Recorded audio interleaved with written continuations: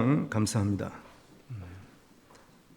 10월 또 11월 두 달 동안 잠언 성경을 통해서 하나님께서 우리에게 또 지혜를 주시고 또 우리가 어떻게 지혜롭게 승리하며 살아갈 것인가 하는 것을 함께 또 묵상하면서 정말 지혜의 사람이 되시는 우리 성도님들이 되시기를 주님의 이름으로 축복을 드립니다.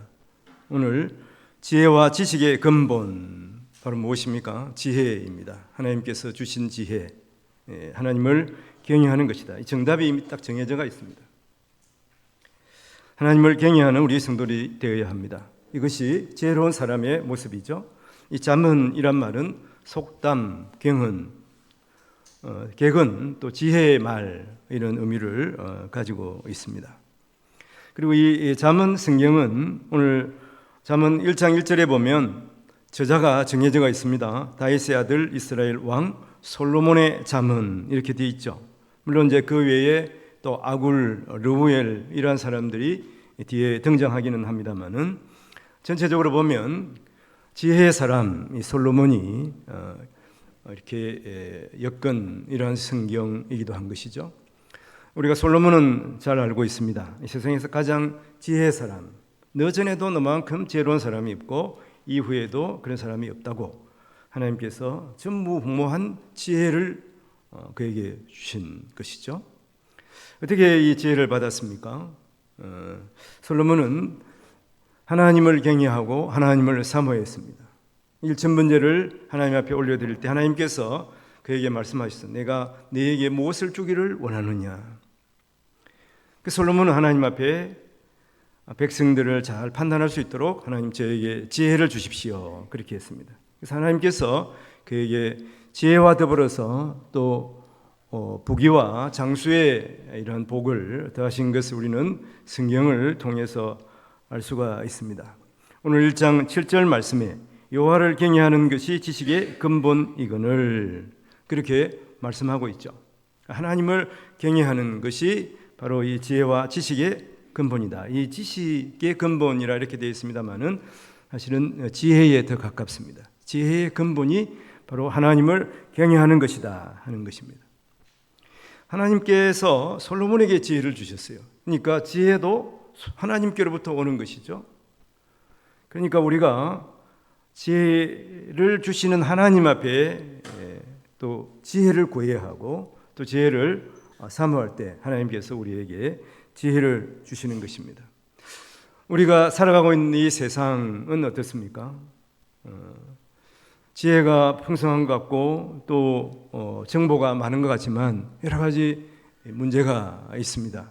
이런 것들은 오늘 이 시간을 통해서 함께 생각해 보고 하나님께서 우리에게 주신 또 지혜의 내용이 무엇인가, 그리고 우리가 어떻게 지혜의 사람이 되어서 살아갈 것인가 하는 것을 함께 나누는 이러한 시간이 되기를 바랍니다. 먼저 이 시대는 정보의 홍수 시대를 살고 있습니다. 이미 미래학자들은 이 시대의 사람들이 정보의 홍수 시대에 빠질 것이다 이렇게 예언을 했습니다. 20세기의 대표적인 그러한 미래학자는 엘빈 토펄러인데 그는 이 물결로서 그 시대의 상황들을 이렇게 대변하고 있습니다. 제1 물결은 농경 시대이죠. 그리고 제2의 물결은 산업 시대입니다.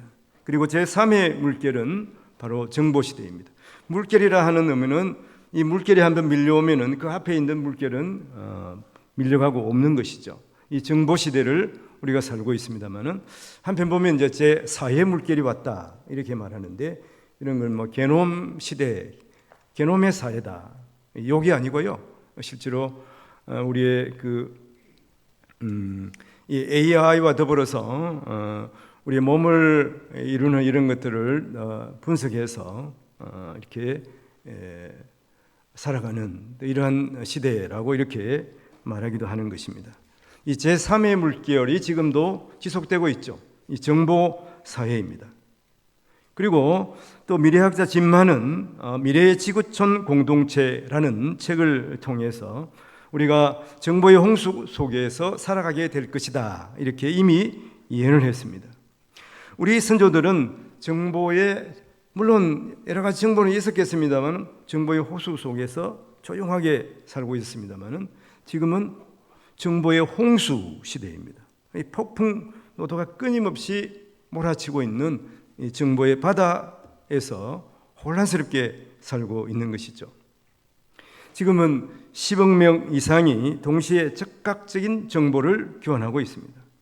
그리고 머나먼 우주의 혜성이 충돌하는 장면을 함께 볼 수가 있는 것이죠. 실시간으로 볼 수가 있는 것입니다.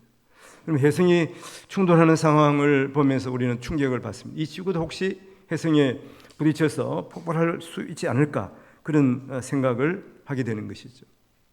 어제 항주 엄청난 거리에 있습니다만은 바로 옆에서 우리가 이야기하는 것처럼 중계방송을 볼 수가 있지 않습니까?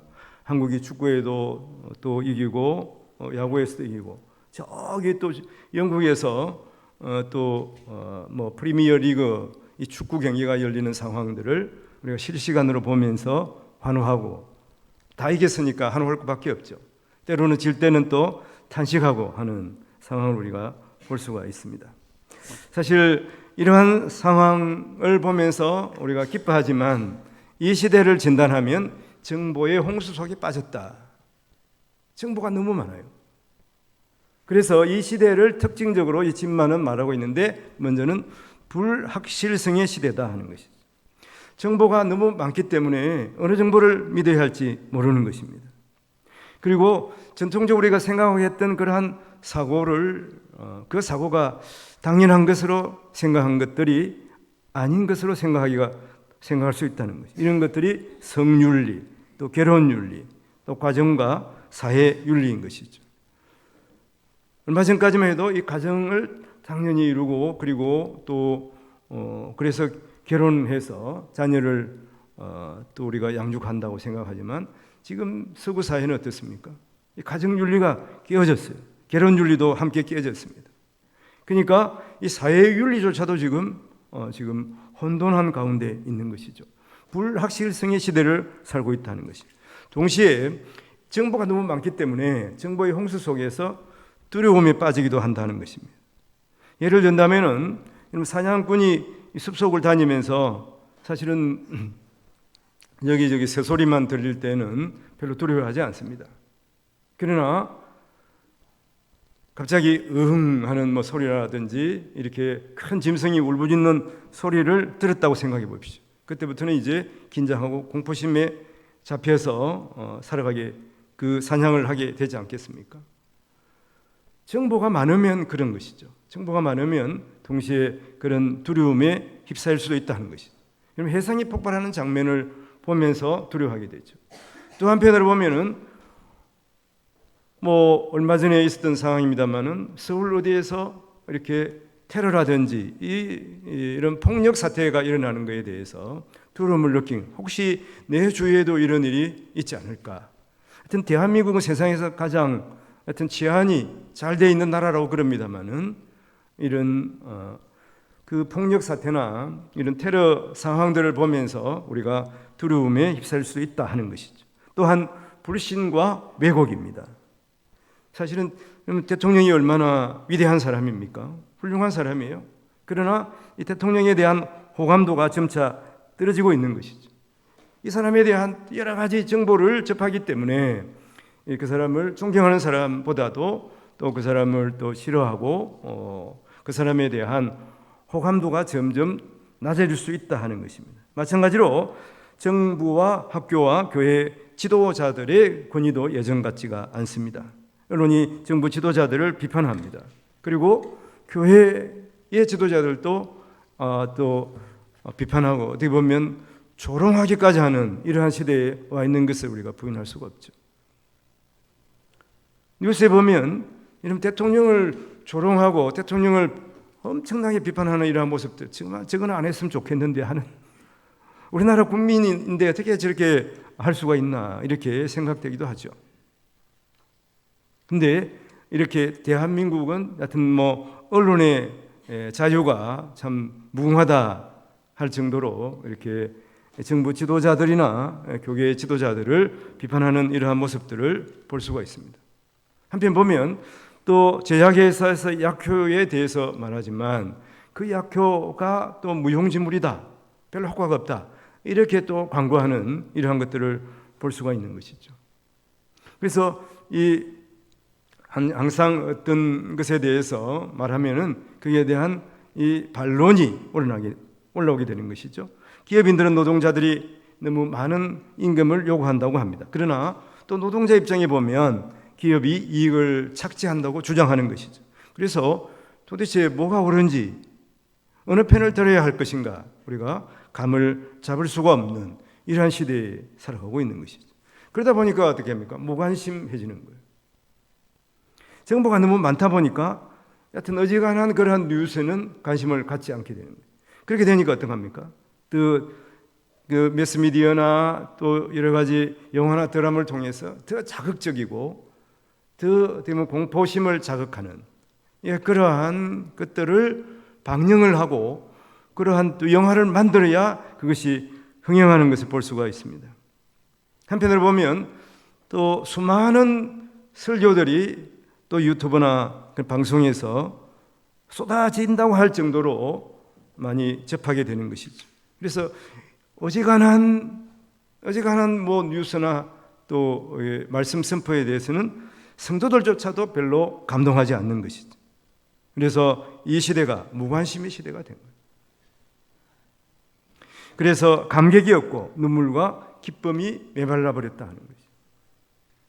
한편으로 보면 또 그룹 사고가 일어나고 있습니다. 유행에 그런데 민감해요. 사회 상황에 대해서는 무관심한데 유행에 대해서는 민감합니다. 또래 청소년 사이의 상품이나 스타일이 유행하게 되면 그것이 급속도로 퍼져가지고 그것을 따라합니다.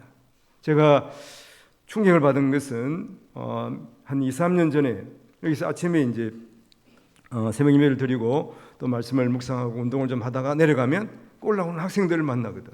근데 그때 보니까 학생들이 똑같은 옷을 입고 올라오는 거예요.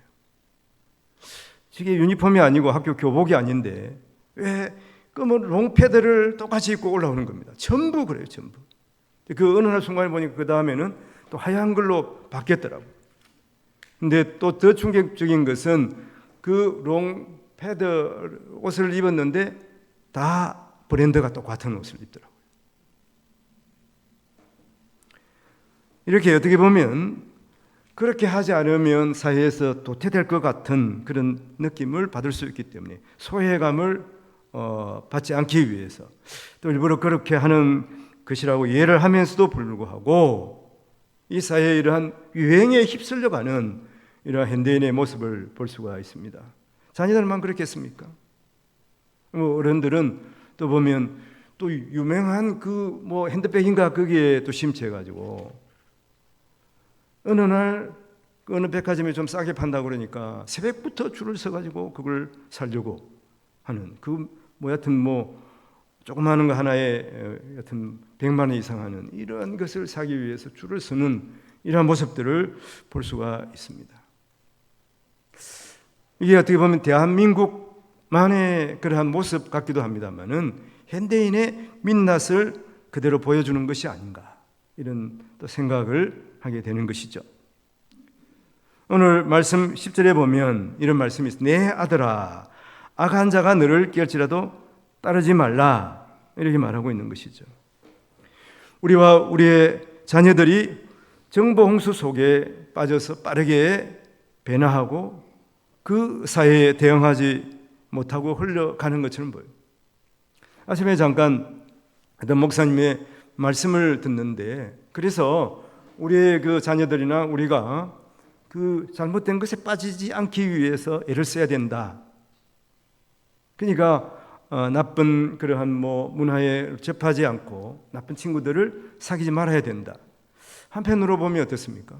우리가 바른 지혜를 갖고 또 하나님의 지혜로 무장하면 우리가 그들에게 빠지고 그들과 함께 할 때에 그 영향을 받는 것이 아니라 우리가 하나님의 말씀으로 또 하나님의 지혜로 그들에게 영향을 주는 사람이 되어야 한다 하는 것이죠. 바로 이런 사람들이 지혜로운 사람 아니겠습니까? 우리 하나님의 아들, 딸들이 솔로몬은 하나님께서 주신 지혜로 그 시대의 가장 지혜로운 사람이 되었습니다. 우리도 하나님의 말씀으로 무장해야 되는 것이죠. 참 지혜를 구비해야 한다 하는 것이죠. 노아가 홍수에 살아남기 위해서 방주를 마련했죠. 이 시대가 정보의 홍수 시대라면 우리는 이 정보의 홍수 시대에서 이 노아의 방주 같은 지혜의 방주를 건설해야 하는 것이죠. 정보는 사실은 우리가 보고 듣고 접하는 것이에요. 지식은 무엇입니까? 그 정보를 모아서 나의 머리에 저장하는 것이죠. 그러면 지혜는 무엇이냐? 지혜는 그 지식을 우리의 생활 속에서 잘 활용하는 것입니다. 이렇게 우리가 정의를 할 수가 있는데, 우리가 많은 정보 중에서 내게 필요한 것을 나의 지식으로 수용하고 그 지식을 또 지혜로서 나의 삶 속에서 활용하는 능력이 있어야 합니다. 많은 정보를 나의 지식으로 삼아서 써먹을 줄 알아야 한다는 거예요. 머리에 든 것만 많아서는 안 된다. 그 든 것을 우리가 써먹어야 되는 것이죠. 그래서 사회에 어떤 영향력을 끼쳐야 하는 것이죠. 그 나만 지식에 가득 차 사는 것이 아니고 다른 사람에게 선한 영향력을 끼치는 사람이 되어야 하는 거예요. 잠언이 이것을 말하고 있어요. 지혜의 책에. 그러면 지식만 우리가 쌓는 것이 아니라 이 왕의 지혜를 우리가 배우고, 그러니까 솔로몬이 그 잠언서의 말씀에서 자기 아들에게, 자기 자녀에게, 왕자들에게 이 지혜의 말씀을 전수해 주는 거 아니에요? 내가 하나님께로부터 받은 이러한 지혜를 너희들도, 왕자들도 받아서 또 선한 영향력을 세상에 끼치고 대를 이어서 계승해서 지혜로운 사람이 되라고 가르치는 것입니다. 동일하게 온 세상의 왕인 하나님께서 그 하나님의 자녀인 우리에게 이 지혜로운 말씀을 가르쳐서 배우게 하시고 또 그렇게 하나님께서 주신 지혜로 이 세상에서 지혜롭게 살아가는 것이죠. 그래서 이 험악한 세상에서 이 정보의 홍수에 빠져서 허우적거리지 말고 제 왕관을 쓰고서 이 세상을 정보의 홍수에서 또 변화받아서 하나님의 지혜로 살아갈 수 있도록 또 우리의 자녀들뿐만 아니라 주의 믿지 않는 영혼들을 가르쳐야 할 책임이 우리에게 있는 것입니다. 오늘 잠언 1장 2절 말씀에 지혜와 훈계를 알게 하며 맹철의 말씀을 깨닫게 한다, 그렇게 말씀하고 있고, 또 4절 5절에는 이렇게 말합니다. 어리석은 자를 슬기롭게 하며 젊은 자에게 지식과 건실함을 주기 위한 것이니 지혜 있는 자는 듣고 학식이 더할 것이요 맹철한 자는 지략을 얻을 것이라, 이렇게 말합니다. 이게 비슷한 말 같아요. 그러니까 제가 물론 이렇게 대배를 해왔습니다만은, 그러면 슬기가 무엇일까? 슬기는 슬기롭게 대처한다 말이 있잖아요. 이것은 그러니까 복잡한 그 문제를 어떻게 보면 이렇게 결정을 바르게 딱 내리는 것을 말한다고 볼 수가 있습니다. 그 외에 또 뭐 지식, 근신 이런 게 학식 그런 게 있습니다만은, 또 여기 보면 마지막에 명철이라고 하는 맹철은 뭐냐 하면, 맹철은 그것을 이해한 후에 바르게 또 행하는 것을 말해요. 그러니까 지혜라는 것은 우리가 그것을 내 머리에만 저장하는 것이 아니라 그것을 활용하는 것을 말하는 것입니다. 맹철은 그래서 오늘 말씀도 그렇습니다만은 나중에 잠언 9장 10절에 보면 그런 말씀이 있습니다. 맹철은 무엇이냐? 하나님을 아는 것이 맹철이다, 이렇게 말하고 있는 것이죠. 맹철은 바로 사물을 꿰뚫어 보는 그러한 능력이에요. 그것은 하나님께서 우리에게 주신 것입니다.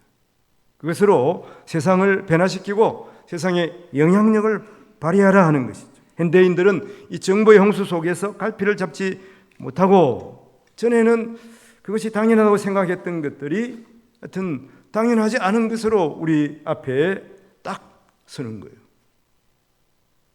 이러한 때에 우리는 현명하게 대처해요. 분별력이 있어야 되는 것이죠. 그 분별력이 바로 슬기롭게 대처하는 것이고, 또 하나님께서 주시는 또 명철로서 이러한 것들을 바르게 판단하고 또 바르게 행하며 살아가는 것입니다. 무관심, 불신, 또 왜곡의 현실을 보면서 우리가 당혹감을 느끼고 그런 가운데서 또 소외감을 느낄 수가 있습니다만은, 특히 우리보다 우리 자녀들이 그런 모습으로 살아가는 것이, 이러한 때에 우리가 어떻습니까? 하나님의 말씀으로 무장을 해야 되는 것입니다. 하나님께 주신 명철로 우리가 그 상황을 잘 직관하고 살아가야 되는 것이죠. 하나님께서 주신 지혜로 세상에 영향력을 발휘하고 세상을 새롭게 하는 우리 성도님들이 되어야 하는 것입니다. 하나님께서 주신 참 지혜를 가지고 이 어두운 현실, 이 정보의 홍수 가운데에서 이것을 뚫고 나가야 하는 것입니다.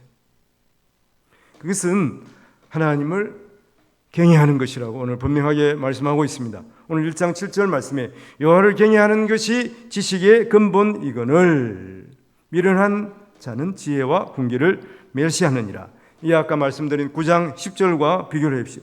여호와를 경외하는 것이 지식의 근본이요 거룩한 자를 아는 것이 명철이에요. 복잡하지가 않습니다. 지혜로운 사람, 하나님을 경외하는 것이죠. 하나님을 더욱 바르게 알아가는 것입니다. 거룩하신 하나님을 알아가는 것이 명철이다 하는 것이죠. 그러니까 오늘 1장 7절 말씀, 여호와를 경외하는 것이 지혜와 지식의 근본이고 명철한 사람이라고 하는 것을 말씀하고 있습니다. 하나님은 우리의 하나님이시죠.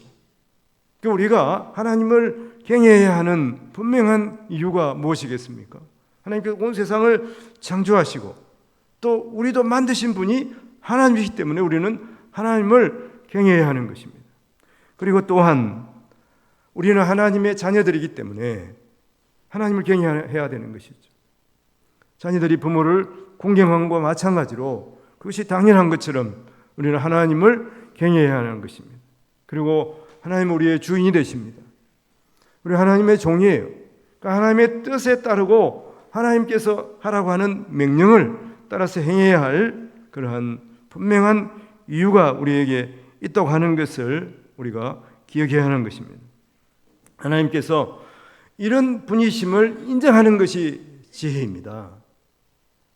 무엇입니까? 하나님이 나의 아버지가 되셨어요. 하나님은 온 세상을 창조하신 분이고 또 하나님이 나의 주인이라는 이것을 인정하는 자가 지혜로운 사람이라고 하는 것을 우리가 생각하면서 하나님을 인정하며 살아가는 우리 성도들이 되어야 합니다. 그리고 성숙한 자녀들은 무엇입니까? 하나님께서는 때로 우리를 징계하죠. 부모도 마찬가지. 자녀가 잘못하면 부모는 그 자녀를 징계하더라도 그 자녀가 바르게 살아가기를 원하시는 것이죠. 그러나 그것보다 더 성숙해지면 어떻습니까? 부모가 나를 징계하는 것보다 어떻게 하면 부모를 기쁘게 할까? 이것이 성숙한 자녀의 모습이죠.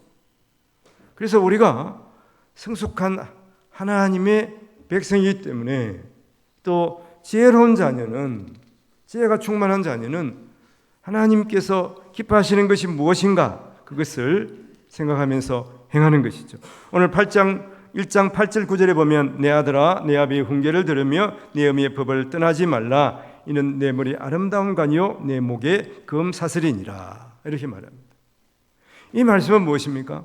우리가 하나님께서 주신 지혜를 따르고 또 하나님의 명령에 순종하게 되면 하나님께서 우리에게 복과 은혜를 주신다고 하는 말씀이에요. 내 머리에 아름다운 관이요 내 목에 금 사슬이라 이렇게 말하지 않습니까? 짧은 성경은 사실은 선과 악을 항상 대비시키는 것입니다. 그런데 하나님께서는 또 우리에게 선한 양심을 주셔서 선이 무엇이고 악한 것이 무엇인지를 판단하게 하셨어요. 선과 악을 선명하게 구별할 수 있도록 하나님께서 또 우리에게 지혜를 주신 것이죠. 그런데 무엇입니까? 이 지혜는 그 선한 일을 행하는 데까지 나아가야 하는 것을 말합니다. 그런데 알면서도 그 선이 무엇이고 악을 알면서도 행하지 못하면 어떻습니까? 그것이 어리석은 사람이 되는 것이죠.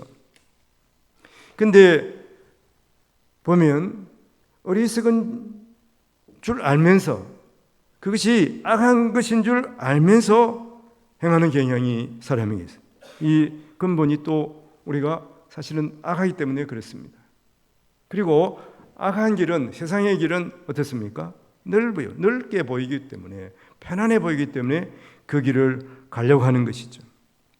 그래서 오늘 말씀 1장 7절에 여호와를 경외하는 것이 지식의 근본이라 하면서도 또 그 다음 말씀이 무엇입니까?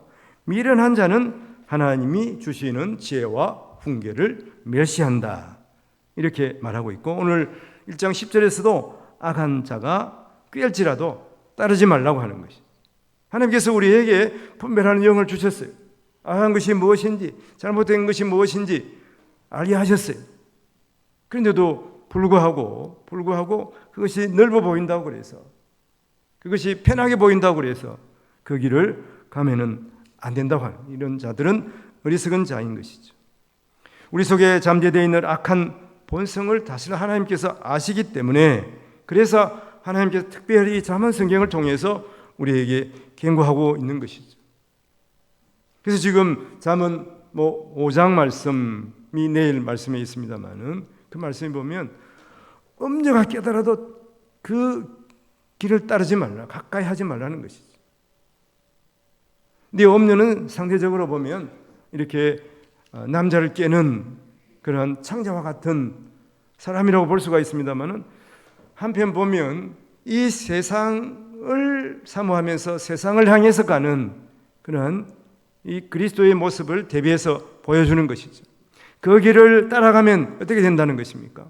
그 길을 따라가면 명예를 잃어버리고 또 재물을 잃어버리고 그리고 자기의 몸도 망치게 된다고 성경은 말하고 있는 것입니다. 그래서 우리는 하나님과, 성령 하나님과 항상 동행해야 되는 것이죠. 세상과 짝지어 살면 안 되는 것을 말하고 있습니다. 오늘 1장 지났습니다. 19절 말씀에 보면, 잠언 1장 19절에 이런 말씀이 있어요. 이익을 탐하는 모든 자의 길은 다 이러하여 자기의 생명을 잃게 하느니라, 이렇게 말하고 있습니다. 지혜로운 사람은 하나님을 경외하고 하나님이 보여주시는 이 생명의 길을 따라가는 것을 말씀합니다. 이 정보의 홍수 속에서 세상에 떠내려가지 않고 주님이 주신 지혜의 방주를 건설해서 우리가 그곳에서 온 세상이 이 정보의 홍수 속에 가득하더라도 또 하나님의 은혜로 충만한 우리 성도들이 되어야 합니다.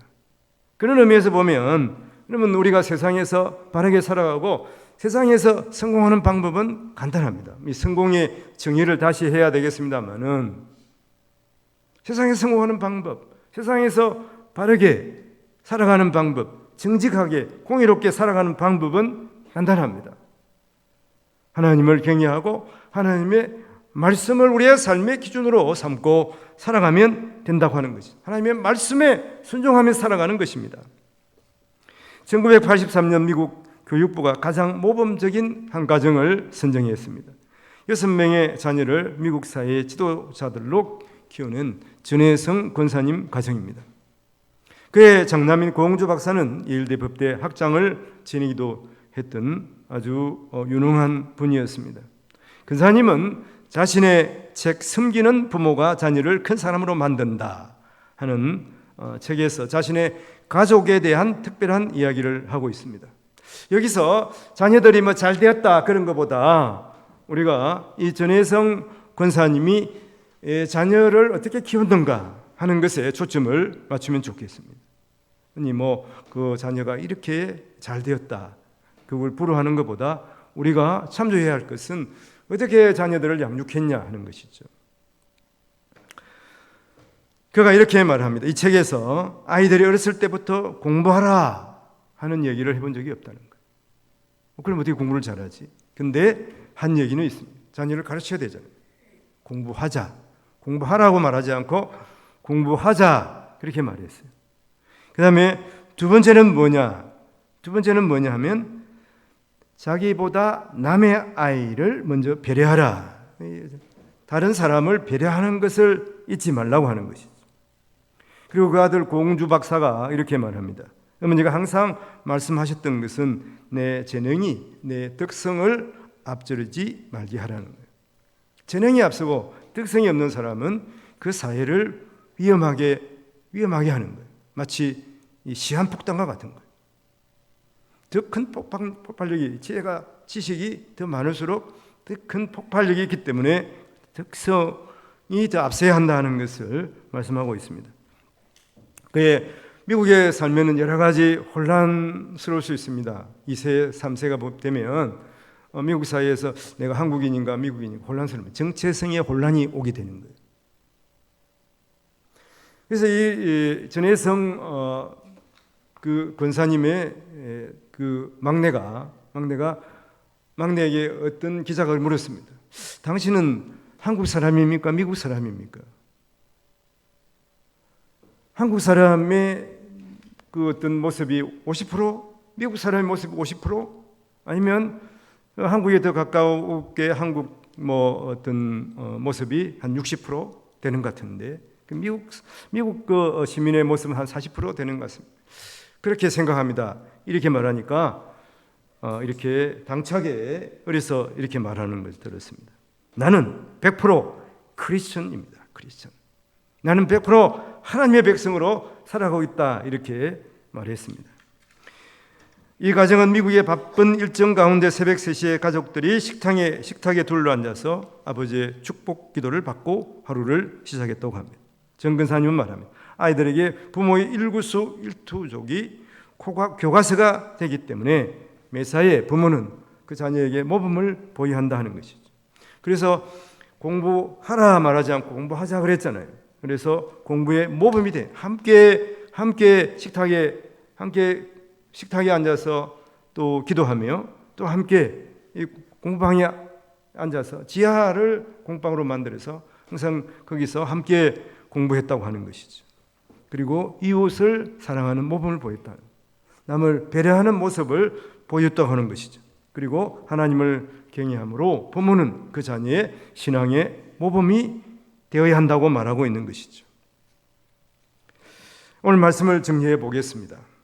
지금은 정보의 홍수 시대입니다. 너무 많은 정보 때문에 우리가 혼란스러워하고 있습니다.